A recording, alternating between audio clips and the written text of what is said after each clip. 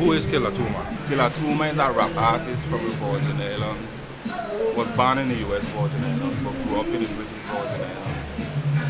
And as far as Killa Tooma music, I more represent everything about where I'm from.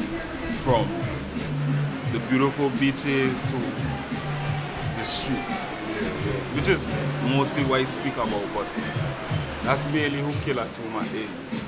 Where did the inspiration, the name come from? Killa Tooma. That's funny because the Killa comes from, everybody think the Killa means something violent or whatever, but the Killa actually came from, Cameron, the rapper, Dipset. His name, I guess his other name was Killa Cam. And at a point in time, that was my favorite artist. Like, I wasn't messing with nobody else, it was Dipset alone. So that's where the Killa come from. And the Tooma, some may know, growing up, it's still there, but it's not cancerous or anything. I have a Tooma in my left leg, right by my knee. So, every time I used to be telling my classmates or my friends or whatever, I have a Tooma. Eventually, they just start calling me Tooma. You check? So I take the Killa and the Tooma and just run with it. I think that's a very creative way to go because I mean, it's two worlds. You get a lot of your inspiration, like your way of rapping from Killa Cam, or I would say more his style, you know what I mean? Or with a move, but not as far as rapping per se. But I just like how that man used to move. Well, they still move fly, but when I was younger, like they were more in the scene of early 2000s, them man were out of here. So that was my inspiration as far as swag and how to carry yourself and owning your business too. Exactly. Talking about swag and carrying yourself, growing up in the British Virgin Islands, there are a lot of calypso and soca. Do you think that had a heavy influence in your music, or where did you really get the hip hop vibe from? Well, as far as the calypso, I think a lot of my rhythm came from that. Because it's heavy rhythm when it comes to calypso and stuff. So as far as me skipping on the beats in different ways and different flows, I would say I probably get that from calypso. But as far as hip hop goes, I mean, when I was growing up, as I was saying, BT was a big part of my life. I come home from school, I watch 106 and Park. On the weekend, it was BT straight when they used to play videos. So, along with my sister, I don't know if you know her, Sophie B. She been an inspiration to me as far as having me around entertainment business. Right, a long time. She always been interested in it. So when I was younger, she always used to be playing the stateside music, the hip hop, the R&B. So growing up, that's all I hearing. So I guess I gravitate towards that more so than the calypso. That makes sense, Your sister close to your music all around. Exactly. And then you'll jump right into the next question. When it comes to collaborations and your past projects, what can you say about that? Basically only VI artists I've worked with so far, but I love to work with anybody across the Atlas. Music artists and producers as well. And producers. You could name a few you would work with, or? As far as producers, I really want to work with Southside out of Atlanta. He does a lot of future music, and I think he was one of the men that produced. It was him and Metro Boomin that produced Mask Up for Future. Them dude. That song they're top of the charts now. Right. So you see why I want to work with them. You want that quality. Quality. I mean, you're too far away from the quality right now. So you're not looking in from the outside. You, as one of the artists from the VA, you're doing pretty good for yourself. You always have been. Your qualities are very mainstream. Because I pride myself on that, I always say. As a matter of fact, we always say WPE, Wolfpack. Quality over quantity any day. What is Wolfpack? Wolfpack is, and with that again I gotta start from the inception of Wolfpack, and it's a funny story because Probably 6 years ago, when I just started college, when I moved away to Orlando. It was me and Jacob, Michael. We were roommates in the beginning, the first year, and Dante came up the year after.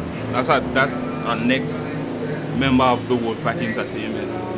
And I don't know if you could remember the movie Hangover, the first one. Yeah, definitely. Yeah, in that movie, a hilarious movie. In that movie, one of the characters, which was the clungy character, that I always getting it. I forget his name too. But in that movie, in a scene, first of all the characters were reminding us of ourselves.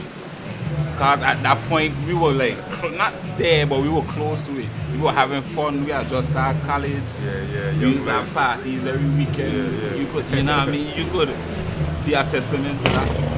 And in the movie, it had a scene that resonated with us when the same character was like, this is the Wolfpack. You check? And I just stick with us ever since then. Right? And right after that, it had a time period on Facebook where all of us had each of the characters as our main picture. That was a long time ago. Some remember that. Yeah, some may remember it. It's like, so from then, the Wolfpack name been with us. So to keep it organic, we just stick with it and really made it a business. You know? Talking about organic, I was just saying how authentic it is, because y'all actually grew, you know, from a little something to it growing. I could see the vision, I could see the tunnel vision for it. That's really tough, man. Like when we look at old pictures, like the way we used to dress, the way we used to move, the way we look to now, like it goes way back. Like this ain't nothing new. You know, people now seeing it think like we just forced this together, but I always been doing it. So y'all been humble as well. I feel like they're just getting attention, you know. I don't know, they're just noticing it. Definitely. Hopefully more notice. I want the world to notice it eventually, but we have to work on it. And then jumping into you know what Wolfpack is all about. Your latest project, the Third Pillar. Tell us about what's the meaning. Where did that stem from? Okay, the Third Pillar. Let's get into the Third Pillar. As far as the Third Pillar, I can tell you the meaning of the term, of the phrase, the Third Pillar, the name of the album. Where we from, the BVI, we thrive on two pillars, you know, on paper, which is tourism and the financial sector. But there's a third pillar that no one likes talking about or likes acknowledging, but it doesn't mean that it's not there, and it doesn't mean that it's not needed, because it is very much needed as much as the other two, you know. So basically on this project, I'm speaking about all three of the pillars, actually. I ain't just focusing on the third pillar. I'm speaking on all three because this is our livelihood. You know what I mean? A lot of people walking around getting up to go work and don't know how we thriving. Like they don't know the, you know, the mechanics behind it. So basically what I'm doing is breaking that down to the last detail. Like this album, I can explain everything to the people, you know? I mean, with the 5 tracks you dropped so far, I think it's 5 if I'm mistaken. Starting from. I mean, I was shook. I don't know how the fans would feel, but songs like Trap Tola, Street Legend, you know, all those songs there, it was amazing. That, like, you know, to me, it hit like a record for Tatola where you actually seeing an artist actually pouring in this energy and, you know, this passion. Like, and something good coming out of it. You know, so. Well, I mean, to be honest, the reaction, I still overwhelmed by the reaction of the 5 songs. Out of the, I think it'll be 14 tracks. You were expecting to see the type of feedback? No, not for some of the songs. I have to be honest, like Street Legends. I didn't expect, that's the favorite right now, actually. I didn't expect that one to be the favorite. But that goes to show that, you know, the fans growing as far as the sound. They ain't really want what they hear on the last project. They want something else. They want something they could play every day, all day. You know what I mean? They want to see the artist progress as well. Right. Yeah. Right. So yeah, man, I love the reaction of the first 5 songs. I love it. In the next 5, maybe 3 to 5 years, where do you see yourself going? Where are you taking this? Man, I'm excited to see where you want to go with this. Listen, I want in the next 5 years. Yeah, let's say 5 years. Realistically speaking, I want to be on tour.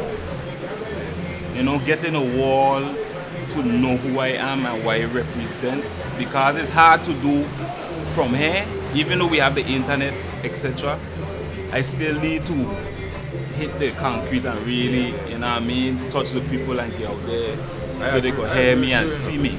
I agree with you. As a people and the thought pillars and what it represents, I feel like you should, bring light to that, the whole, what the people is about. It's awesome. Right. It's awesome, man. Like a lot of good or feel, bad will come out of it. Right. But, it's still good. Yeah, I feel if done right, it would help tourism big time.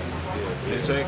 Depending on the stats I get to, Because I ain't gonna stop talking about how beautiful the BVI is. Like, you can't get away from it. You're waking up to it every man. You check? Yeah, man. So in the next 5 years, I want to see myself in the studio with Metro booming, Southside, we vibing, you know what I mean? So you mentioned touring. Where would you start off touring? How you decide that type of stuff? Is it based off like your analysis of who listens to your music, or? I think that would be best. Yeah, to go where you see, cause right now we know where we're being listened to, like in Barbados, Antigua. Like those numbers are crazy. That's still blowing my mind to know. I being listened to in Barbados, where I never been, or Antigua. I never been to those 2 places. How do you think they even get into your music? I don't even know. How is that? Because I'd be thinking about different islands. Because we're in the Caribbean, and there's so much other islands and so much other markets and stuff to reach into. And it seems different, but all across the board. Yeah, the flag's different, but it's basically the same thing. It's basically the same thing across the board. The accents may be different, the flag's different, but the cultures, they ain't gonna be identical, but close. So I guess that's why it resonates with places like Barbados and Antigua. Yeah. I can understand that. Yeah. And then, talking about the cultures, the people, and there's other musical artists down there as well. And just even here in the Virgin Islands, there's a lot of musical artists. What advice would you give them? What advice do you have to these up and coming artists trying to make something of themselves? In my opinion, man, the best thing to do is be yourself.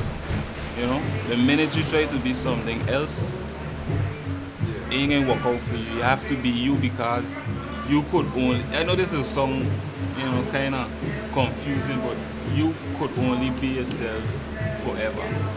So the minute you try to be somebody else or some that different way, or go with the wave, you ain't get lost quick, because all waves start from something organic. You understand? For instance, the whole Future wave and the mumble rap. Future will never fall off because he basically created that. So that's where coming from. If you stick to yourself and you create a song, stick with it. You check? Other people can try to mimic it, but that should only make you feel better, feel good about, your art. You check? Imitation is the best form of flattery. Exactly. So you're right. Exactly. Hearing the songs Trap Tola and Offshore, there's a huge contrast in good and bad. Right. Were they written that way on purpose, or was it a whole thought process, creative process behind of it? I'm not sure if it was done on purpose. Here's this fun fact, right? Half the time when I write in music, I don't know how, and I'm not lying to you, I'm being honest. Half the time when I'm writing the lyrics to the song, I may mean one thing then, right? But when I sit down and I listen to the same lyric, it blows my mind because it could mean 2 other different things. But when I was writing it, that didn't cross my mind. So that's a funny question because I don't know. It wasn't done on purpose. It wasn't. That's just how it came out. It was organic in that way. So that's one of the reasons why I like it, because it got a lot of double entendres. A lot.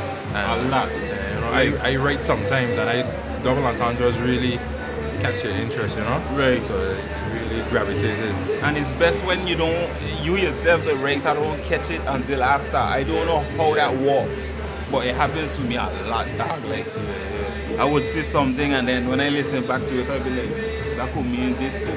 That could mean that too. It's like, it's just based on just English language alone. Right. There's so much to say about that. It goes off the listener's interpretation, basically. Because you may see it meaning something else.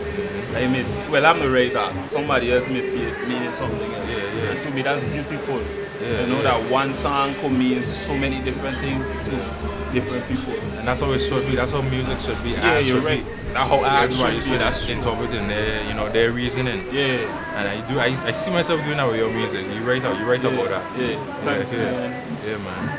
And I want earlier when you're touching on calypso, soca, where you're getting your influence from. Growing up, were you involved in any calypso or soca? No. Because I know that's a big thing, being in a band in the Caribbean. Yeah, but I never, the most I could say, I like it.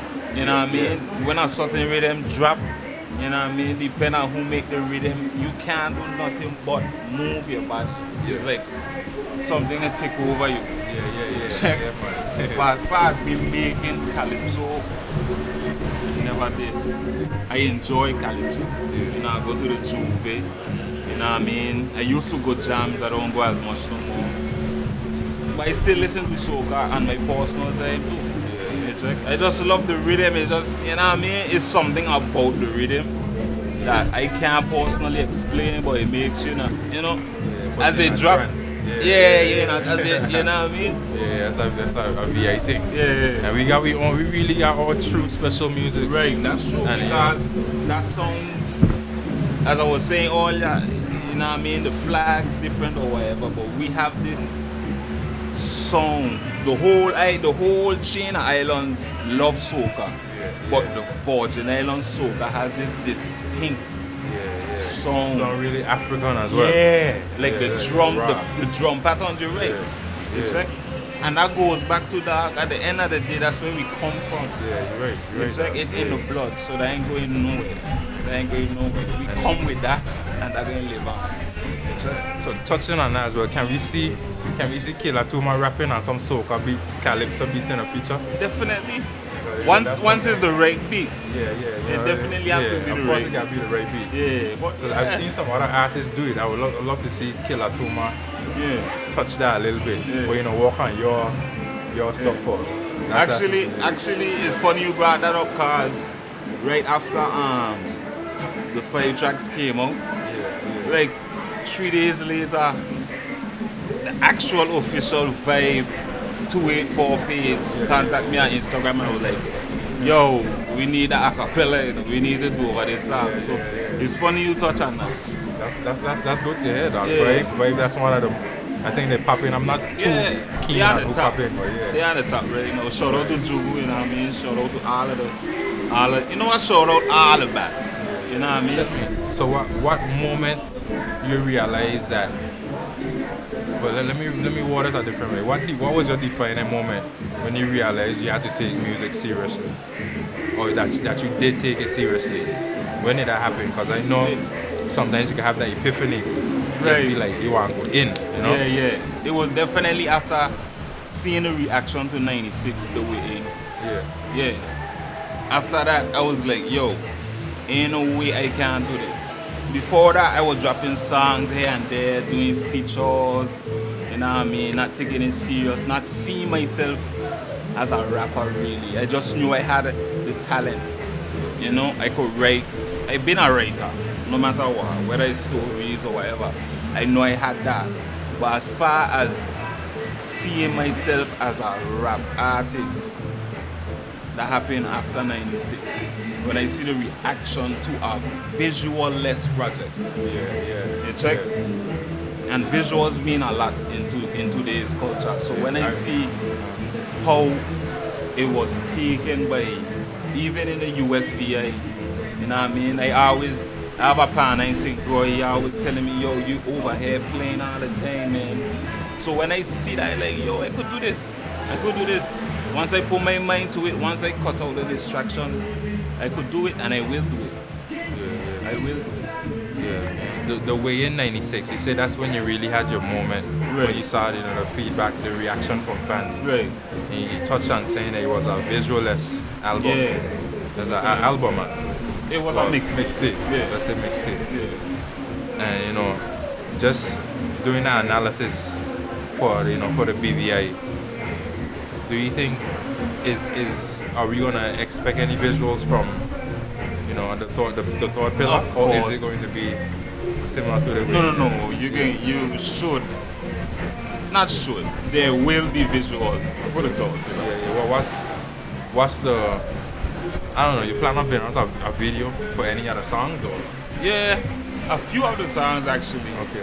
Like I already write a few other treatments too. Alright. So the treatments already written. It's just to execute now. Yeah, just trying to get up your sleeve. Trying to get the fans something to expect. Right. And it's important. Visuals is important. Yeah, visuals is definitely keep. That's what I was saying.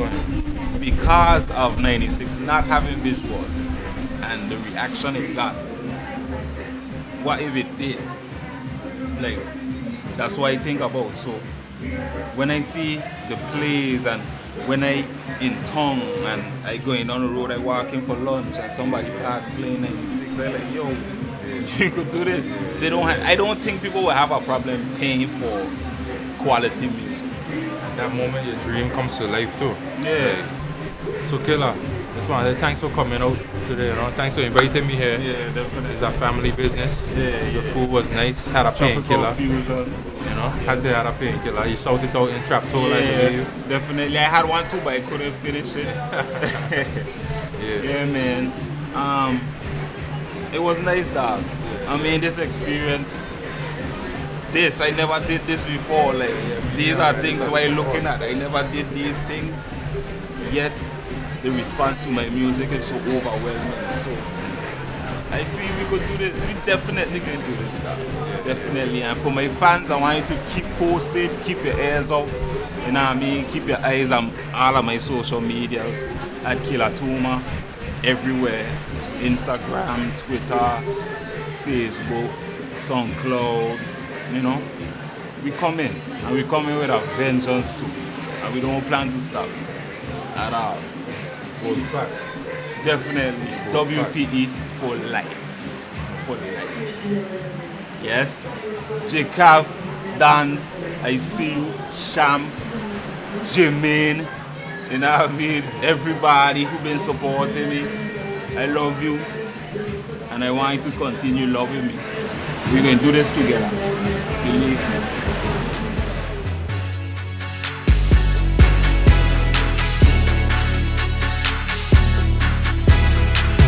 Your boy Killa Tooma, and you don't know I rep the VI. We ain't from the street legends, they don't ever go to jail. Nah. And if they get hold, best believe they make bail. Yeah.